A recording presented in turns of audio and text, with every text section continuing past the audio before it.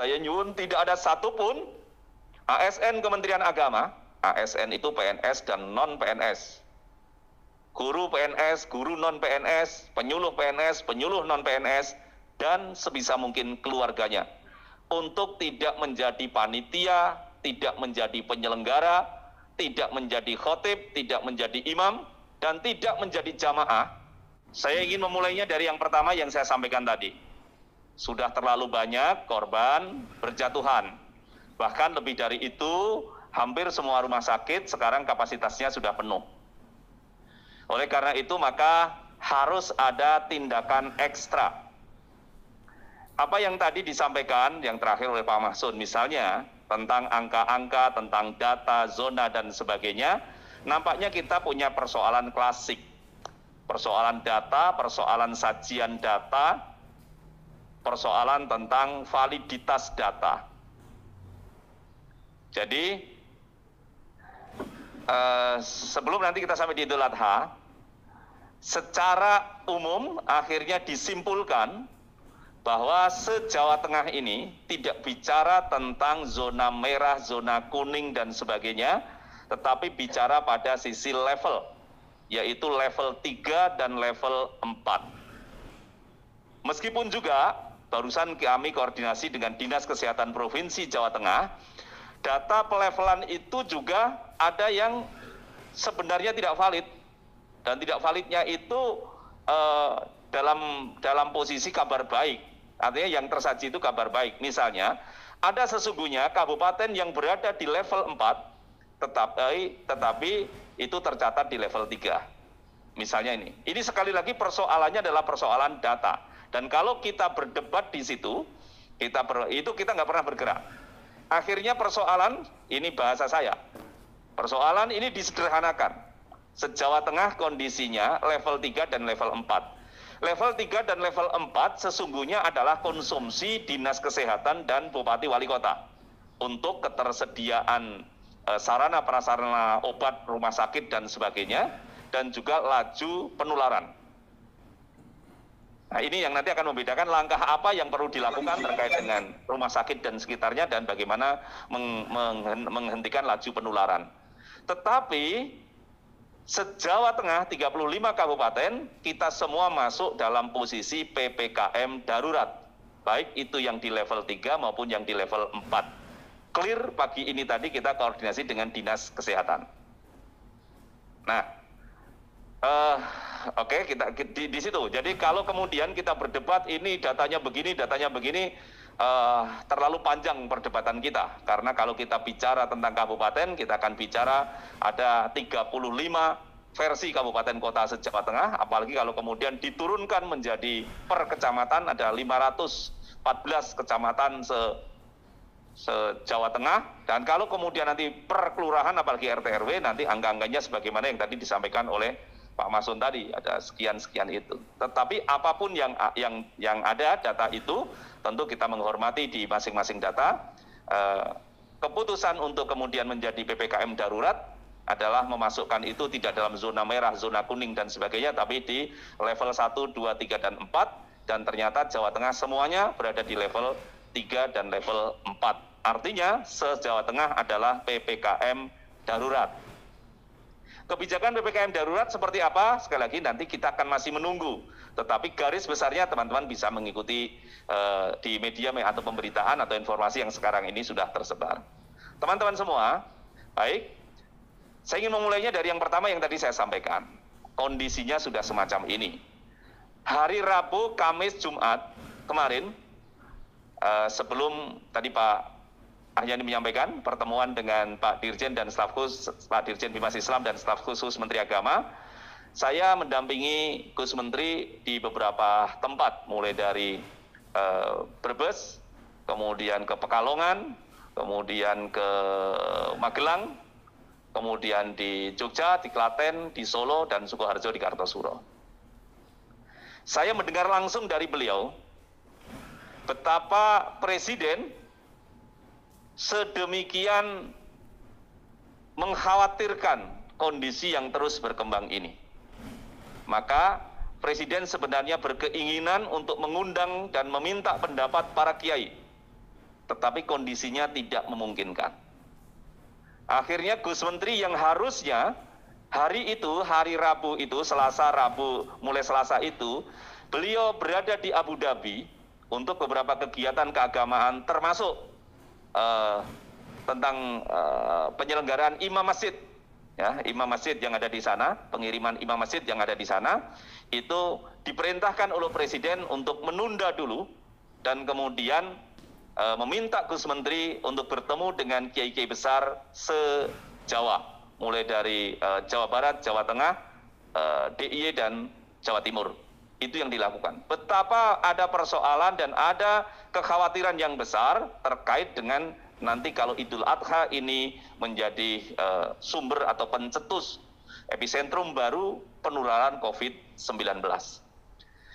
Saya dan kalau yang di ruangan ini ya Pak Afif ada di belakang saya, itu bahkan Pak Afif sampai hari Sabtu itu baru sampai di Jawa Timur, itu menyaksikan betapa pimpinan kita, Gus Menteri Agama, Gus Yakut Khalil Qomas, hampir tidak punya rasa capek.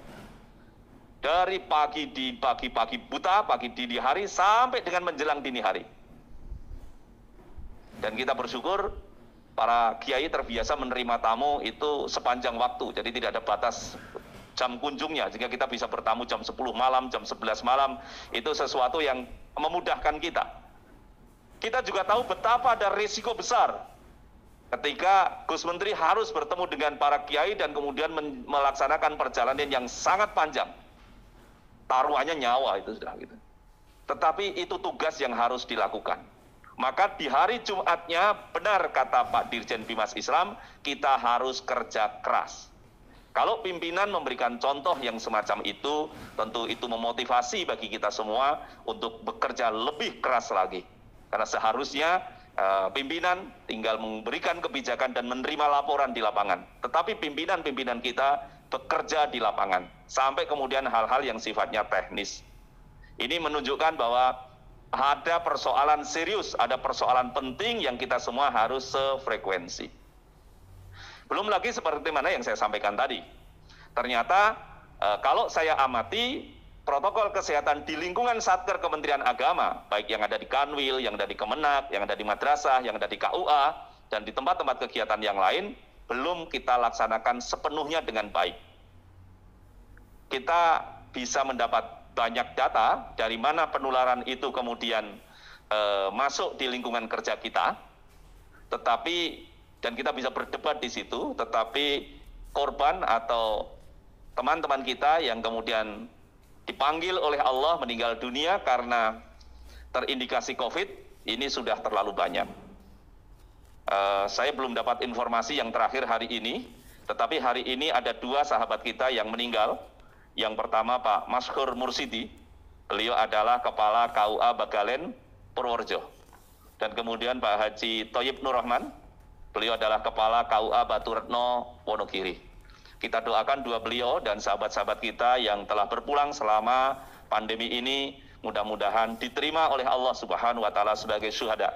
Diterima Allah Subhanahu wa taala dalam radiyatan mardiyah, husnul khatimah. Al-Fatihah. A'udzubillahi minasyaitonir rajim. Bismillahirrahmanirrahim. Alhamdulillahirabbil alamin arrahmanirrahim maliki yaumiddin.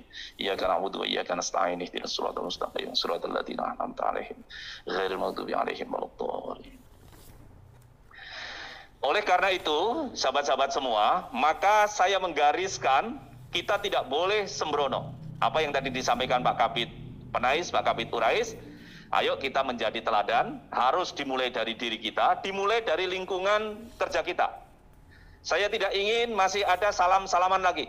Saya masih melihat di banyak tempat salaman masih terjadi. Bahkan di Kanwil. Untuk kita niati menjalankan kewajiban agama menjaga keselamatan jiwa. Menjaga keselamatan jiwa adalah kewajiban agama. Dan kita harus samakan persepsinya. Samakan persepsinya. Jadi saya berharap ini. Kemudian pemakaian masker, jaga jarak, pengaturan WFO yang selama ini sesungguhnya sudah ada panduannya dari masing-masing daerah.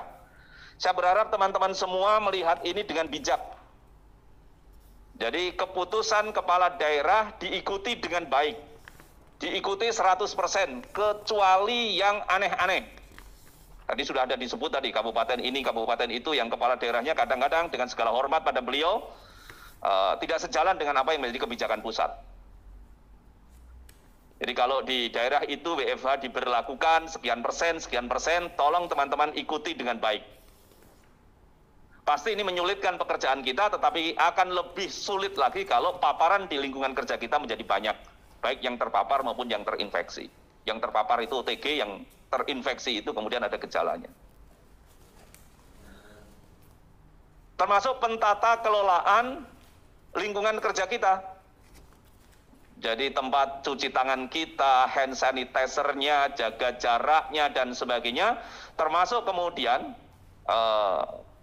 penyemprotan disinfektan dalam periodik. Di Kanwil sudah dilakukan setiap sore, kita lakukan penyemprotan sebagai upaya agar. Tetapi kita juga tahu di Kanwil beberapa teman juga kena. Ya meskipun sekali lagi kita bisa berdebat kenanya bisa di mana-mana gitu ya. Karena teman-teman di Kanwil itu selain rumahnya juga sebagian jauh-jauh, juga kegiatannya juga jauh-jauh, harus ke daerah-daerah. Maka untuk sementara ini setelah tanggal 2 ini kegiatan-kegiatan ke daerah kita hentikan dulu sementara.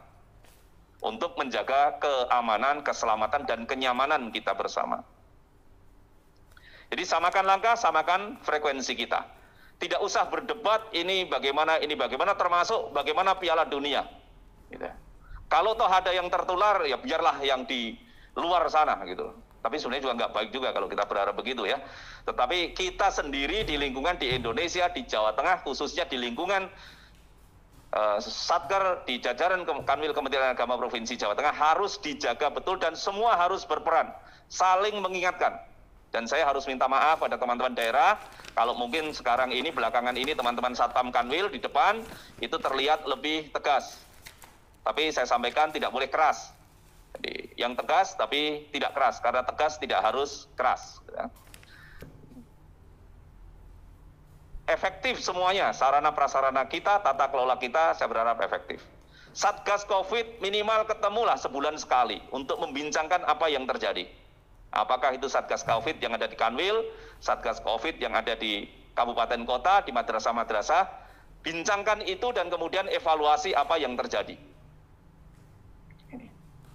Kemudian yang kedua, kita harus memulai ini semua dari integritas pribadi kita.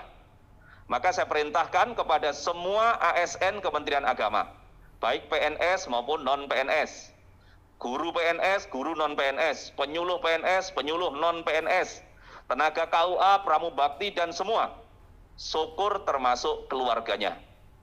Siapa keluarga? Bapak, Ibu, kandung dan mertua kita. Siapa keluarga? Saudara kandung dan saudara ipar kita. Siapa keluarga? Anak kandung dan anak tiri kita. Ini keluarga menurut aturan kepegawaian. Menjadi teladan di dalam menjalankan SE 13 2021 dan SE 15 2021 dengan cara tidak menghadiri, tidak datang ke rumah ibadat, baik itu masjid, gereja, pura, vihara, kelenteng, dan sebutan-sebutan yang lain, musola, kapel, langgar, dan sebagainya, di daerah zona oranye dan merah. Tadi sudah dicontohkan oleh Pak Kabid Penais, itu. Meskipun masjidnya ada di depan rumah kita, di latar kita, kalau itu zonanya oranye dan merah, kita masih pakai istilah zona, itu kegiatan ditutup, kegiatan ditiadakan. Teman-teman yang menjadi takmir masjid, saya berharap bisa berperan di sini semaksimal mungkin. Kalau pakai bahasanya Pak Arifin, sebijaksana mungkin. Karena ada juga tulisan itu terlihat bijaksana, tetapi juga menakutkan, terlihat menakutkan juga bijaksana. Kemarin saya lewat di depan Polda, itu ditulis besar-besar itu dalam baliho besar itu, pakai masker harga mati, tidak pakai masker bisa mati. Itu ditulis besar-besar itu. Tentu itu bahasa polisi, bahasanya penyuluh tentu berbeda. Nah, gitu. Bahasanya penyuluh mungkin seperti yang ada di sebelah kanan saya, stiker bunder itu. Sholat ke masjid, jangan lupa masker dipakai. Saya berharap ini nanti juga bisa diperbanyak, nanti di bagian ketiga nanti akan saya sampaikan. Jadi yang pertama itu, kegiatan sehari-hari mulai hari ini. Mulai hari ini. Kalau itu lingkungan kita, terutama di kantor, itu zona oranye dan merah, Nyuntulung masjidnya sementara ditutup. Sebagaimana juga Masjid Kanwil. Hari ini atau sejak kemarin kita tutup karena Kecamatan Kaliwiru itu dalam kondisi merah. Ini kita melaksanakan instruksi Menteri Agama. Jadi kalau nanti ada pertanggungjawaban, ya gundelane ke instruksi Menteri Agama. Yang kedua, khusus yang Muslim terkait dengan Idul Adha. Saya nyuwun tidak ada satupun ASN Kementerian Agama, ASN itu PNS dan non-PNS, guru PNS, guru non-PNS, penyuluh PNS, penyuluh non-PNS, dan sebisa mungkin keluarganya, untuk tidak menjadi panitia, tidak menjadi penyelenggara, tidak menjadi khotib, tidak menjadi imam, dan tidak menjadi jamaah, kalau ada penyelenggaraan Idul Adha di daerah oranye dan merah. Ini pelanggaran instruksi Menteri Agama. Jadi sudah jelas, tadi kalau ditanyakan oleh Pak Masun, gimana dengan janji? Ya kalau itu daerah itu oranye dan merah, kita katakan kita siap jadi imam, kita siap jadi khotib, tetapi nanti pada detik terakhir, nanti kita sepakati, menurut saya adalah paling tidak 5 hari sebelum pelaksanaan kita sudah tentukan petanya, karena dari 5 hari itu bisa berkembang yang tidak baik. Kalau itu sudah merah, maka dugaan kita dalam 5 hari ke depan, oranye, dugaan kita dalam 5 hari ke depan, turun menjadi kuning atau dari merah menjadi oranye, itu sulit. Jadi 5 hari kita juga sudah menentukan. Jadi kira-kira tanggal 15 kita sudah bisa memberikan jawaban, karena daerah itu daerah oranye, karena daerah itu daerah merah, maka dengan sangat terpaksa mohon agar penyelenggaraannya dibatalkan dan sholat di rumah. Apalagi kalau nanti kebijakannya sesuai dengan kebijakan PPKM darurat, maka seluruh Jawa Tengah yang tadi masuk level 3 dan 4, tidak ada penyelenggaraan sholat Idul Adha secara umum, baik itu di masjid maupun di lapangan dan di tempat yang lain.